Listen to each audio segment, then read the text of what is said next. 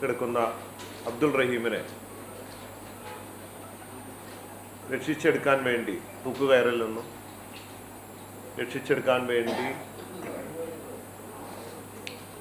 ഞാനും പല സംഘടനകളും മനുഷ്യസ്നേഹികളുമൊക്കെ ചേർന്ന് നടത്തിയ യാചക യാത്ര സിനിമയാക്കാനാണ് ആഗ്രഹിക്കുന്നത്. കഴിഞ്ഞ 18 വർഷമായി സൗദി ജയിലിൽ കിടക്കുന്ന അബ്ദുൾ റഹീമിനെ രക്ഷിച്ചെടുക്കാൻ വേണ്ടി തൂക്കുകയറിൽ നിന്നും രക്ഷിച്ചെടുക്കാൻ വേണ്ടി ഞാനും പല സംഘടനകളും മനുഷ്യസ്നേഹികളുമൊക്കെ ചേർന്ന് നടത്തിയ യാചക യാത്ര സിനിമയാക്കാനാണ് ആഗ്രഹിക്കുന്നത്. അതിലൂടെ ലക്ഷ്യമിടുന്നത് 2 കാര്യങ്ങളാണ്.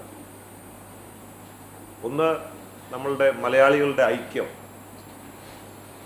അവരുടെ ആ വിൽ പവർ, കൂട്ടായ്മ, ആ വികാരം.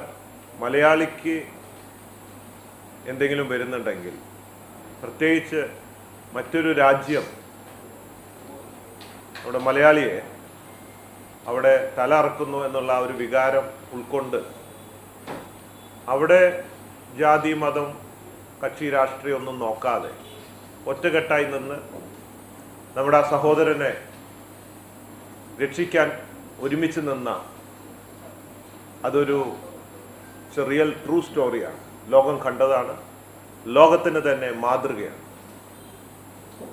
അപ്പോൾ ആ മലയാളിയുടെ ആ ഒരു നന്മ, ആ ഒരു മെസ്സേജ് ലോകത്തിന് നൽകത്തക്ക രീതിയിൽ അർഹിക്കുന്ന മലയാളികൾക്കൊക്കെ നമുക്കൊക്കെ അർഹിക്കാവുന്ന ഒരു മെസ്സേജാണ്.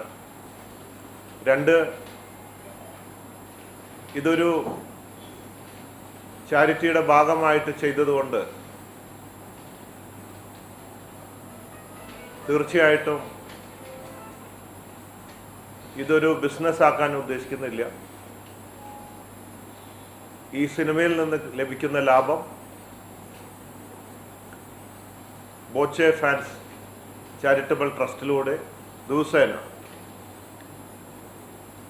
പാവപ്പെട്ടവർക്ക് സഹായമായി നൽകും. ദിവസേന നൽകിക്കൊണ്ടിരിക്കുന്നുണ്ട്. നമ്മുടെ ബിസിനസ്സിൻ്റെ പല പ്രോഫിറ്റുകൾ ഉപയോഗിച്ച് കഴിഞ്ഞ 25 വർഷമായി ചെയ്തു വരുന്ന പ്രവൃത്തി ഇപ്പോൾ പുതിയതായിട്ട് ബോച്ചെ ടീ ലക്കി ഡ്രോ തുടങ്ങിയിട്ടുണ്ട്. അതിൽ നിന്നും ലഭിക്കുന്നത് ദിവസേന നമ്മൾ ചെയ്യുന്നുണ്ട്. ഇനിയിപ്പോൾ അടുത്തത് ഈ സിനിമ വരുമ്പോൾ അതിൽ നിന്നും കിട്ടുന്ന ലാഭവും ഈ പ്രവർത്തനങ്ങൾക്കായിട്ട് ഉപയോഗിക്കും.